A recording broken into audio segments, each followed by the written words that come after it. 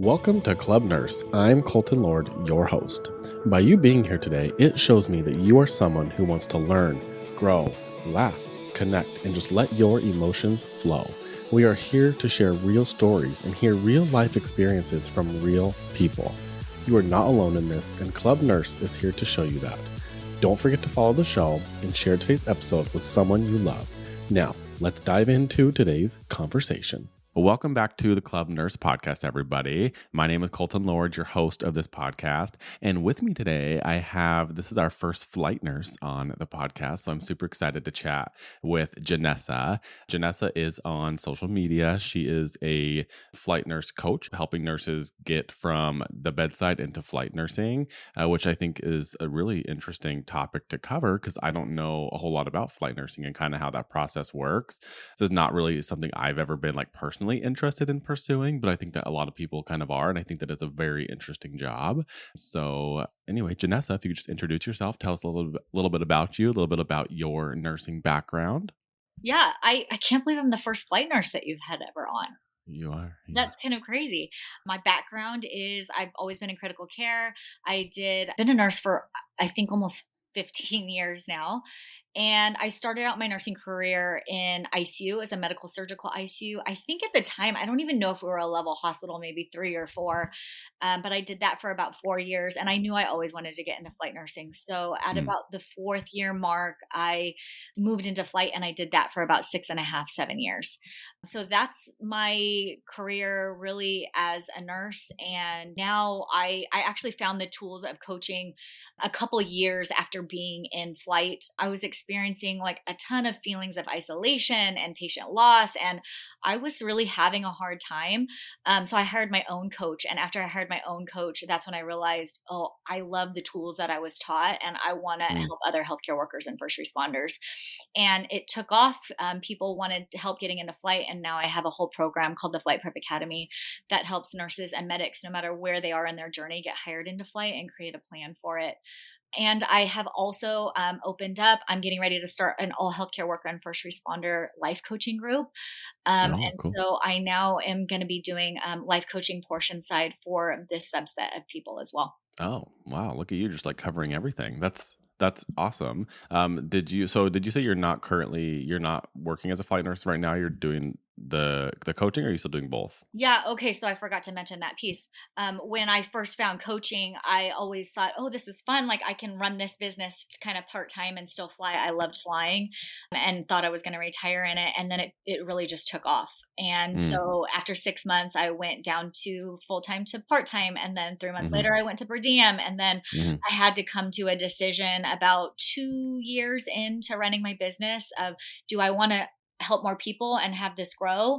Or do I want to just really stick with flight and kind of do both and do it part time? And I really made the decision at that moment that I really wanted to grow this bigger and help more mm. people in this industry and who are healthcare workers. So, 3 years ago, I fully retired Okay. from nursing in general, and and Wow. Good for you. running it full time as a coach.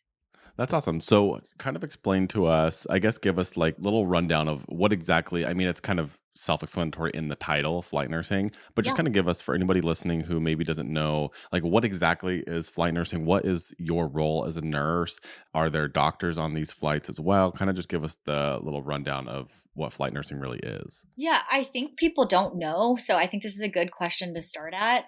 As flight nurses, for most teams, anyway, in the United States, you run as a team of three. So you have a pilot, you have a flight medic, and you have a flight nurse. And the flight nurse and the flight medic really do the same job. We're trained in the same Hmm. way. It just really depends on whatever your state or county regulations are for the medic, but we can all do the same thing. But as flight nurses, you really have two subset of calls. One call is like a 911. We call that a scene call. So anywhere where you're dispatched out for 911, whether it's a traffic Hmm. accident, a drowning, a stabbing, a gunshot wound, anything like that, those are your 911 scene calls. And then we run different calls that are called interfacility calls. So you maybe will take a patient from a rural bed ER ICU, and then you're going to transfer them to a higher level of care or a level 1 trauma or a specialty place. And so those are the two kinds of calls. And you can run it either out of a helicopter, which is rotor, or you can run it out of a fixed wing, which is an airplane. Mm, Fixed wing, you can go bigger distances, but you have a higher skill set. So for most flight nurses, you're doing intubations, you can do surgical crikes, you can do chest tubes. You run off of a huge protocol. So just like you have protocols in ICUs and ERs, your protocol book is over 1,000 pages long. So you mm, have a higher skill set. You're able to do things that providers do, and also RSI and give all of those drugs. mm. And you have a medical director that's at your fingertips that you can call and ask any questions that you have. Okay, so you're not having to like phone in a doctor for orders. You have standing protocols that you follow, and that's what Yep. you use for, like you said, like the intubation medications and intubating. It's at the discretion of the nurse and the medic. Yeah. Yeah. So Wow. standing orders, standing protocols, just like you kind of do in an ER ICU for standardized Hmm. things that are happening with the patient, but it's just a bigger protocol book. And Mm, then you always have the support. I know a lot of people are like, "Oh, well, you're going into a team of 3 or a team of 2 just clinically where you have your partner and you, but you really have more availability. You have a medical director that you can call anytime and mm, will always be there for you and help you kind of walk through it." So that's really nice. But most people want to do it for the autonomy. That's why I wanted to get in it. I mm, just love the autonomy of being an ICU nurse and I wanted a higher level of that. mm. So that part's really special about being a flight nurse or a flight medic. Yeah, you wouldn't really find that really anywhere at the bedside. I mean, unless you went on to become like a CRNA, which is obviously advanced. But yeah, it's interesting to kind of hear you talk about the, going to like a scene or like interfacility transfers because at my current job, I work for a transfer center. So I kind of have now seen kind of like the behind the scenes, if you will, of that, where we're getting calls from, if it's a scene call, we get for the flight company, the main one that kind of runs out of Boston will call in and hey, like, this facility's up next. Are we okay to bring to the ED? So is that kind of similar to like most places? Like if you're going to a scene, you kind of rotate the local hospitals to see who's next. Not always, but it really just kind of depends on what type of flight nurse job you're working. So they have base hospital flight nurse jobs where you have which I'm sure in Boston I know has one where you have your own flight nurse crew or flight Mm, crew and your own helicopter that like basically stays on the pad, and then they're mm. dispatched out and brings the people in and out, whether it's a scene call or from another hospital. But if you Okay. work for a private air ambulance company, which is more common in the United States, you're based like we were based out of an airport. So you don't necessarily go to like we would go to the level 1 trauma center for all of our traumas, but then there was one Hmm. for pediatrics, so we would go there. And depending on Mm. where you were distance wise, you go to the closest trauma center or closest stroke center or closest Okay. center where you take your high risk OB patients, depending on what the need of your patient was. But normally you're going to go to the highest level trauma center. So if you have a level 1 in the area, you're going to just always go Just there. go there. Yeah. Okay. Were Yeah. you ever afraid of flying? I mean, I feel like I don't know if this is just because of media, but I feel like helicopters are so scary. Yeah. Like, Yeah. were you ever scared? Were you ever in like situations where you were like, "Oh my god," like I know that again, this is just from my experience of kind of seeing how this plays out with this job that I have is because we also deal with the when you're in the Boston area, you have to also consider Nantucket and Martha's Vineyard. And so if Mhm. there's weather, they can't the helicopters aren't flying. So Yeah. then it becomes just a waiting game, or if they really have to, they'll send the Coast Guard out by a boat. But were you ever afraid of flying? Yeah, no, that's a great question because I think that's something that a lot of people tackle. I never actually was in a helicopter until my day 1 of orientation. Mm, And really, what I teach inside the Flight Prep Academy is let's get you inside that helicopter seat as quickly as possible as soon as you want it. So that's really mhm. doing ride alongs and making connections with flight companies. But that's some people's number one like thing that they're scared about because most people haven't been in a helicopter and it's nothing like Yeah. being in an airplane like when you go from Mm, a place to a place. They're smooth because they're smaller and you're really focused on what you're doing with your one patient. mm, It is tight. mhm, Most of them are tight spaces, but I find it to be a lot smoother.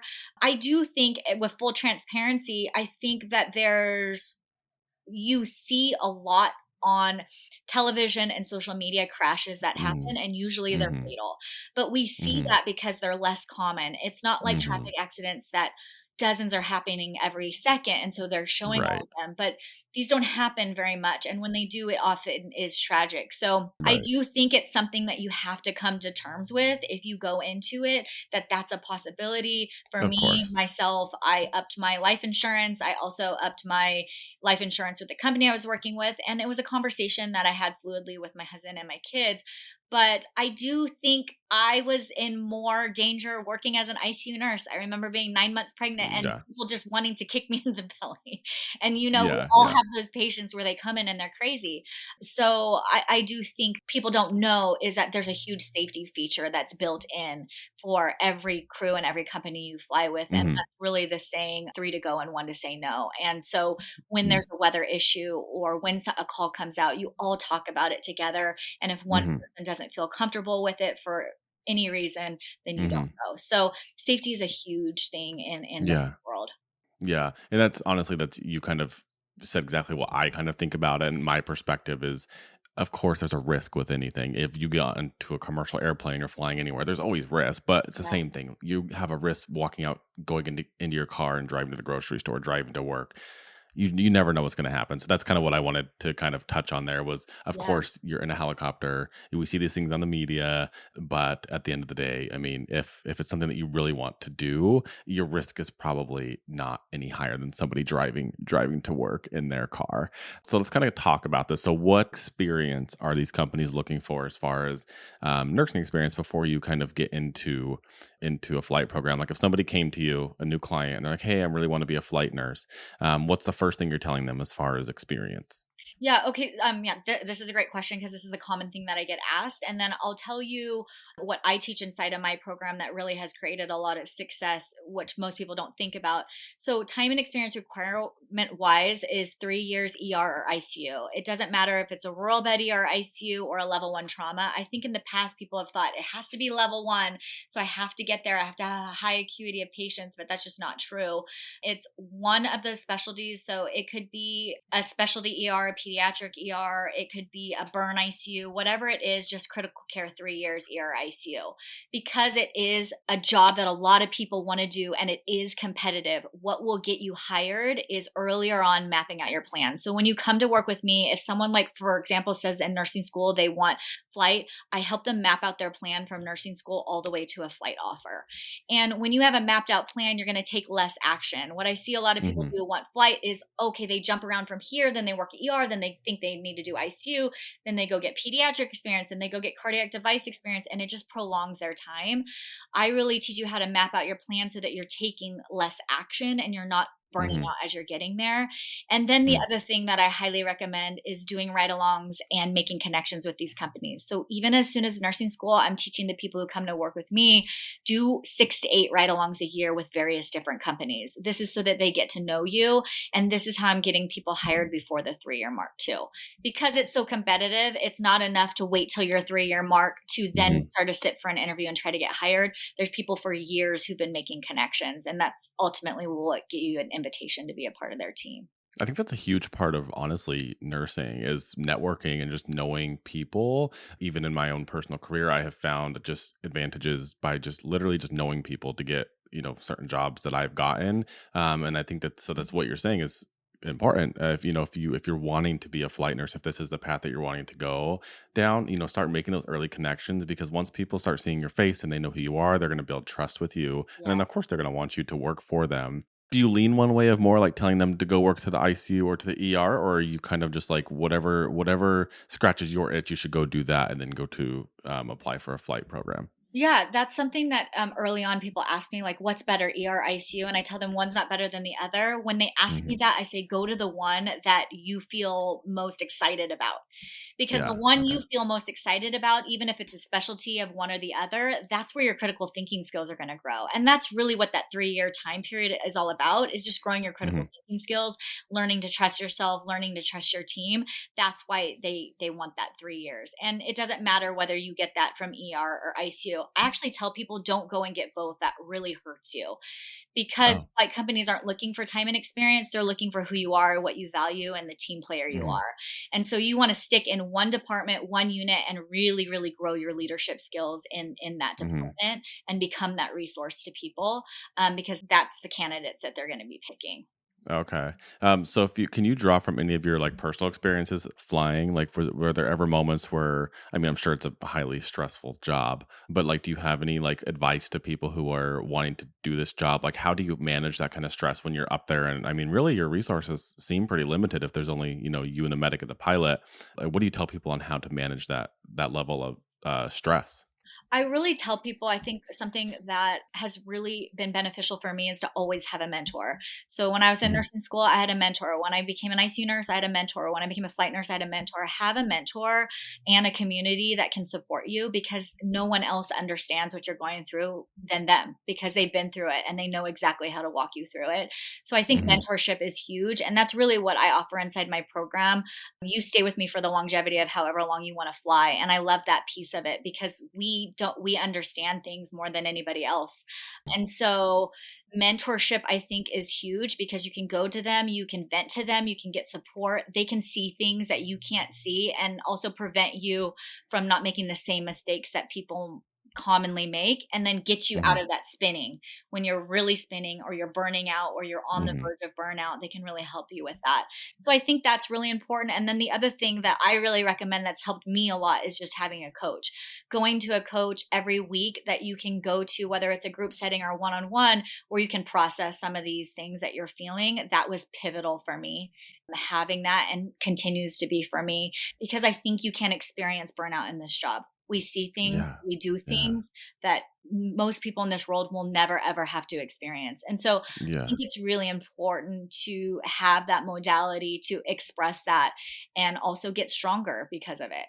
Yeah, yeah, for sure. I think that's a good point you make that, and I've said that before in the sense of the things that just as nurses, and that could be flight, ER, ICU, med surg, whatever kind of specialty you're working in, NICU, really anything. What we're exposed to on just a regular basis is something that like, if you meet someone that's not in healthcare, they roll up on a tragic car accident and they help, like that will stick with them forever. And it's like when you think about it, like we're seeing that every day, maybe not every day, but a lot of days of our shifts. I mean, we're not like programmed to carry that kind of Yeah. trauma every day. And when that becomes, that's when we start to like disassociate, and things can get, burnout can get really scary if you really let it get away from you. I think that's a really good point to kind of make, to find that mentorship, find that coach, that therapist, and like that community of people who just understand what you're going through, because it's really easy to start slipping. And I've noticed that even just in my own career, and if you stay silent, that stuff just starts to build up in your body and come out in just like really, really bad ways. So thank you for kind of pointing that out. What are your shifts like? Kind of to pivot. What are your shifts like? Is it 12 hours? Are they 8 hours? Are you on call? What if you're grounded for weather purposes? Are you just kind of hanging out? Like how does that work? Yeah, it's gonna again look different depending on what kind of company that you work for. So if you're a hospital-based company, typically those are 12-hour shifts. Typically you're an employee of the hospital. So what that looks like if you're a hospital-based is you're maybe impacting in some of the critical care units and helping that way until you get a call. I have seen companies that are hospital-based where you're 24-hour shifts. So instead of going from 12 shifts a month, 3 shifts a Hmm. week, you're going to Hmm. 24-hour shifts. So that's kind of what a hospital base looks like. For most air ambulance companies that aren't hospital based, you're doing 24-hour shifts. So then you move to 7 to 8 shifts a month. And for me, Hmm. that was great, because I worked one 24-hour on, had one 24 on, worked my second 24-hour on, and then I had 5 days off in a row. So it was really Hmm. nice for my family life. When I started for flight nursing, I had 4 small children. So I felt like I Hmm. won the lottery with that. Hmm. So that's typically what that looks like, and you live there. So you have a base, like a firefighter. You live there. You have your own room. You have showers. You have Wow. laundry. You have a living room. You have a kitchen. And the company I worked for, the base was on the airport, so you would just be walking distance to your Wow. helicopter or to whatever um, airplane.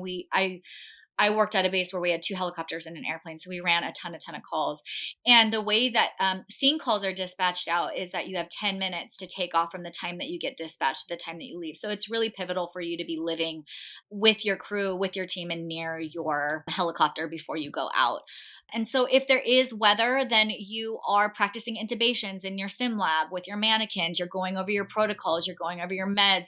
You're also in charge of stocking all your meds and your blood. We carried blood. So what does that look like? Do we need to change it out? Do we need to call the blood bank? So all of those things you're kind of doing behind the scenes because you're running everything for your base. So you're taking responsibility for a lot of that. There's cleaning, you now have this aspect of you're living 24 hours with someone. So we got to clean the Mhm. bathrooms, we got to clean the kitchen, and then we got to stay up on all of our training and stuff too. So that's what it looked like when weather did come in. Okay, and that's interesting. I guess I didn't realize that. So at this base that you're staying at, is the sim lab there? Like you can just keep practicing your skills. I'm assuming that there's you guys probably do just as like a hospital bedside nurse would do. Like you probably have skill checkoffs and continuing education and things like that. But you have access to practicing whatever you want, like Yeah, whenever? for Uh, every flight base, usually they have mannequins. So you're practicing infant, pediatric, adult intubations. You can be practicing chest tubes. We also initiate ventilators, putting a patient on a ventilator. So you're messing with your ventilator and the settings. We would run a lot, especially with the teams when I was working. We would do a lot of case scenarios, and you're responsible for staying up on those. Usually case scenarios you run quarterly with a higher up, either it was like your base lead or a chief flight nurse or a chief flight medic. You would get passed off with that and your medical director on a quarterly basis.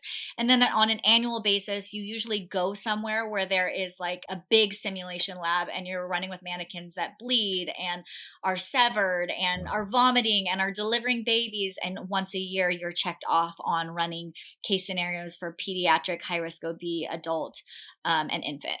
Wow, So you're that's a constantly lot. being tested for sure. Yeah, that's a lot. I mean, I feel like my nervous system already is like on like level 10 when I'm working in an ER. So I can't this the flight nursing I don't think would be for me. This sounds like a lot. So really kudos to you. That's hard work. But I love that people do it. We obviously need people to do it.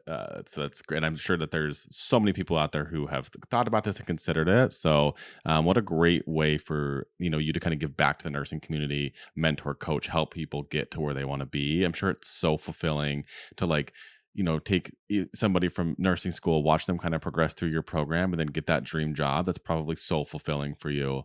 And you've really made like an impact in their life. Like they'll never forget you, or, I don't know if you have people that kind of work for you that help to mentor people as well. But like, what a huge thing to be able to do. So let's kind of go, if I was a nursing student, or if I was a nurse that was wanting to go to be a flight nurse and I came to you, we already kind of touched on the experience of critical care. What are you going to tell me? Like, give me just like a little like Sparks note, Cliff Notes version of this is what you need to have done. Are there references you need to have? Are there like certain like physicals you need to have? Like, what exactly has to be done in order for you to just like, okay, I'm ready to now go apply to these places? Like I said, we kind of covered the critical care experience, but what else? Yeah, it's super, super simplified. It's just that. And people Oh, overcomplicate it wow. by Okay, it's good to saying, know. oh, I got to go Yeah. get certs. 10 years ago, when I got into flight, you needed your CCRN or C, and they've really moved away from a certification. So you don't even need a certification anymore. The simplified Wow. version, even as a nursing student, is get into a critical care unit now as a student extern. Because the biggest mistake that I see nursing students make is wait until after they graduate to start planning what their future is. And that's how they end up Hmm. in med surge units and not Hmm. critical care units as a new grad. And you don't have to start there. You don't You have to don't start have in to med start there. surg. If you want That's to, an great. old thing. Yeah, if Yeah. you want Yeah. to, Yeah. Yeah. great. But I really teach that whatever specialty you want to start in it. And that Hmm. requires you as a nursing student to be thinking ahead, so that you aren't in those units when you graduate. Hmm. And thinking ahead means get a student externship job in the department that you want. So if it's ER, it's Hmm. ICU, start doing that. I did that at the start of my nursing school. So for 2 years, I was an extern. That's just basically a 2 year interview so that you can work for them. And the most likely they're going to Hmm. give you a job offer. So I got a job offer 6 months before I graduated. And as soon as I graduated, I could seamlessly go into that with my interim permit. Yeah. So Hmm. that's really what I recommend as a nursing student. But also, the part of your plan is just start doing ride alongs and making connections. Get Okay. in that helicopter seat. You can do that even before you're in nursing school as soon as you want it. That's what will get you hired. So, simple requirement is just 3 years ER Mm, ICU, but you wanna be that person who's networking and getting to know the team yeah. because they're gonna remember you. And I've helped an ER nurse get hired with just 1 year experience. We did med surg prior to that, but just Mhm. 1 year experience of ER because she started doing ride-alongs and the team started noticing her and they really wanted her. So they gave her a Wow. position before she hit her 3-year mark. That's amazing. So it's networking, get that critical care experience, and kind of to touch on what you said about starting where you want to is I think even now, I mean, people like that these schools are just you hear these things of like, oh, start med surge, or maybe you're in clinical and a nurse tells you you should start in med surge. And like you said, there's nothing wrong with that. I did. And I mean, I'm thankful that I did. I think that you learn a lot. Med surge, to me, med surge is its own specialty. It's not a starting ground for Totally. anybody. It's its own specialty. It's hard work, and yes, like there are benefits to it to where depending on where you work, you do kind of have sometimes kind of more time to like learn things, but really it depends because if you're working somewhere where your ratios are 6 or 7, you don't have more time. Yeah, that's a great point to make it. And what I'm thinking, and I think this is coming from even my own just like misconception of it, is I think that a lot of us kind of just understand like for CRNA school that you have to have all these things, like you have Mhm. like it's very hard, like you need specifically ICU, like they want certifications. And so I think maybe that's why like even my own brain's like, oh, for flight you probably need like all these specific things too, but really it sounds like you have this kind of like simple framework, like Yeah. get your ride along, start networking, and get that critical care experience. Well, and I think that people just make up in their mind, this is the best of the best. So because of that, I have to do all the things. And as Hmm. doers and overachievers, we want to check off this huge long list. Hmm. Whereas, like, Hmm. really to get into flight is going to require you to slow down and really focus in on the simple things. And I created that simple process. So I teach you how to network, I teach you how to do ride alongs, I Mm. teach you how to make all of these connections in a simple way so that you're not burning out as you get there. Because what I saw as a flight nurse when I precepted new flight nurses and flight medics is that they worked all their life, 2, 3 jobs, doing all these things, getting all these certs. Mhm. Then they finally got into flight and they were already burnt out and they quit. Mhm. They couldn't even Mhm. pass orientation. So, what I really want to create in my space is how do we get to our goals by making it simple and not burning out? Because Yeah. how we are when we get there is how we'll be when we get there. And Yeah, I that makes so much really want sense. like the longevity of however whatever nursing career you get in to be something that you enjoy and to continue on doing it without the burnout factor. Mm. What do you miss most about flying, working as a flight nurse, The now that you're biggest kind of thing I removed miss from it is and the coaching? team. It's Oh, okay. just so fun. You know how it is where you have so much camaraderie with the people that you work Mhm. with. You develop special relationships with them. And Mhm. then you have the aspect of you live with them. So you're living with your Mhm. coworkers now. We just had such a good time working with the best of the best and going out there with people who really cared about critical patients and did such a good job. That's the thing that I miss the most is the Mm. teamwork, the team, and just the aspect of like having a good time with the people you like to hang out with and then also doing what was best for the patient in those critical moments. I miss the team the most.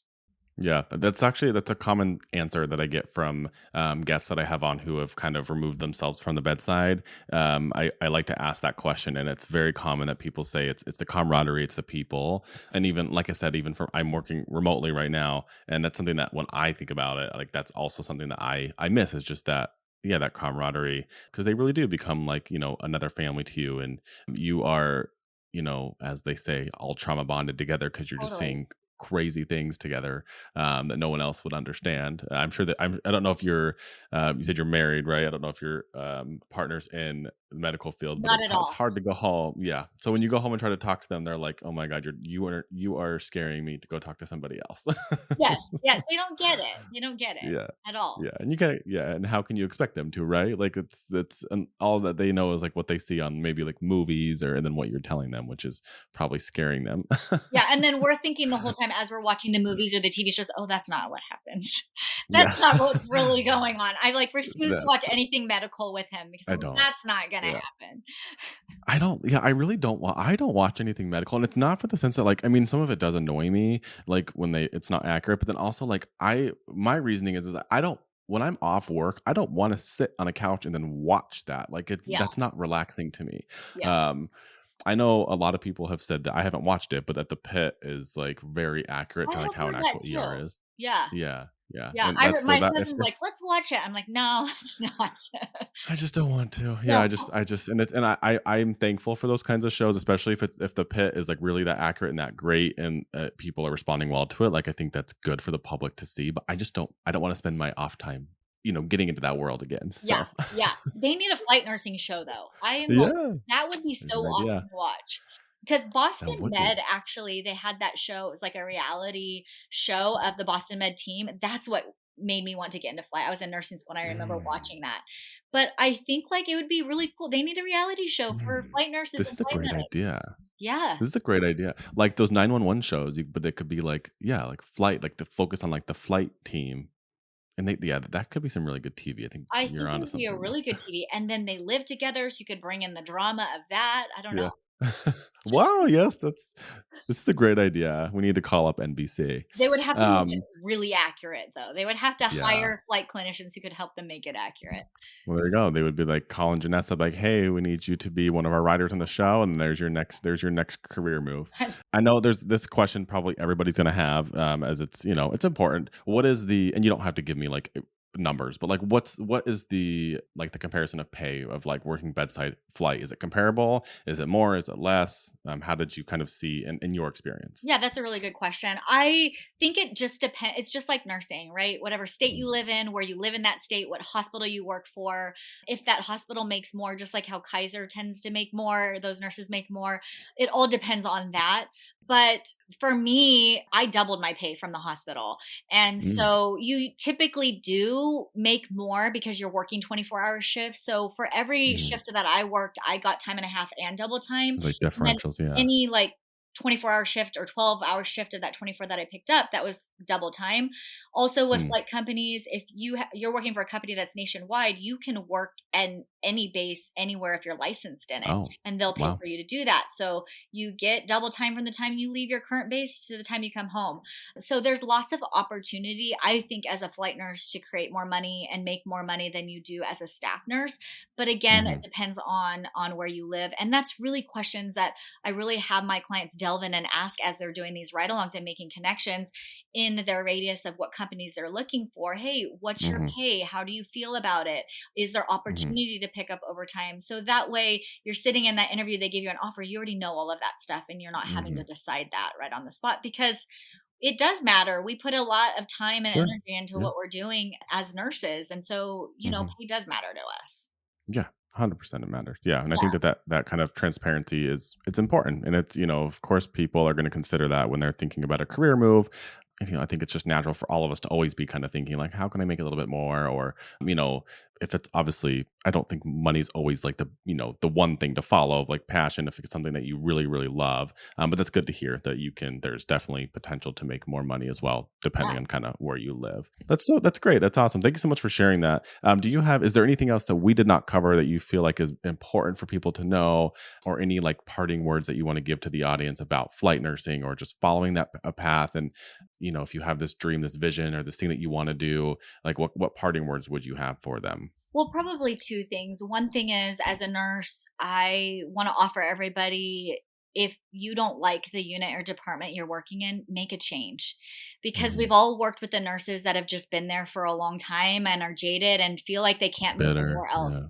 And what's Mhm. great about this career is we can do anything with it, Mhm. anything that we want. And so, like, that's something that I've always been really big at. This is my fourth career change in general. Like, nursing wasn't even my first career, it's my second degree. So I really Yeah. believe it's not that risky. Do what you're meant to do on this earth Mhm. and what you're meant to do in this life. And maybe that doesn't mean, maybe you started out as a OB nurse, but now you want to be a NICU nurse, or now you want to Mhm.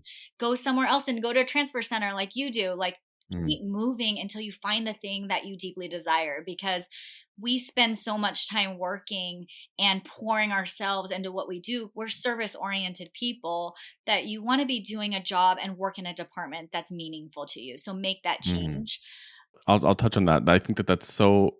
So right, and I like to tell people like this license is a tool. Like you have this license to use. You've worked so hard for it, and also you don't have to. If your passion lies even outside of nursing, and you have this other thing that you want to do so badly, don't you can use nursing as like a way for you to make some income on the side while you go chase this other thing. And I think that's just like so important for people to know because I think a lot of us we almost feel like guilty if we maybe don't want to do bedside nursing full time, or we thought we made a huge deal about what a dream we had of being this CVICU nurse, and then we get there and we're like, maybe this is actually not what I wanted to do, but then you feel like, oh, I don't, how can I leave now? I made such a big deal about it. Um, but yeah, like you're saying, at the end of the day, like, you have this one life, and if you just do it because you think that's what you're supposed to do, you're going to feel, so resentful, have so much regret towards the end. So I think that's so, so, so great to hear Yeah. people just kind of, say that, like, do what feels right for you and use that nursing license as a tool because it really is. And you reminded me what my second part is. Be an entrepreneur as a Mm, nurse. We are the mhm, best entrepreneurs because we are capable of doing multiple things at one time.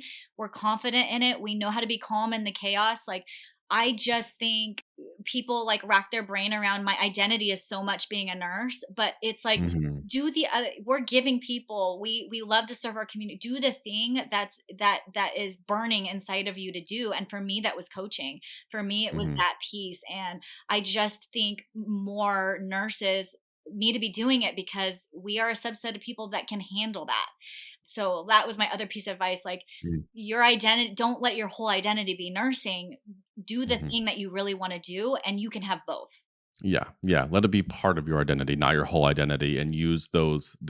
Our skills are so transferable into so many different things, Yeah. from the things that we do physically with our hands as nurses to just like you're saying, being able to be calm in the chaos and like think critically. Like those are skills that people don't understand that you are getting through being a nurse that you can use in so many other things in your life. So, Yeah. yes, that's so great. So, thank you very much. How do people find you? How do people find your coaching?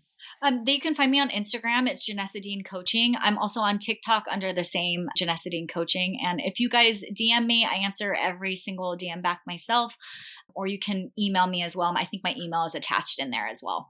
Perfect. And we'll put all that as well in the notes and in the article that we publish. So thank you so much, Janessa. I appreciate you so much. I think this is really going to help a lot of people, and especially those people who are wanting to be flight nurses. You're such a great resource. So thank you so much. Thanks for having me on, Colton. It was fun. From the bottom of my heart, I wanted to thank you for being here at Club Nurse. I hope you gained something valuable from today's episode. And if you did, remember to share this episode with someone that you love. Follow me on socials at Nurse Daddies or Colton Lord 17, and be sure to follow Nurse.org to stay informed with all of the hottest healthcare topics. Until next time, take care of yourself the way you take care of everyone else. Love ya. Bye.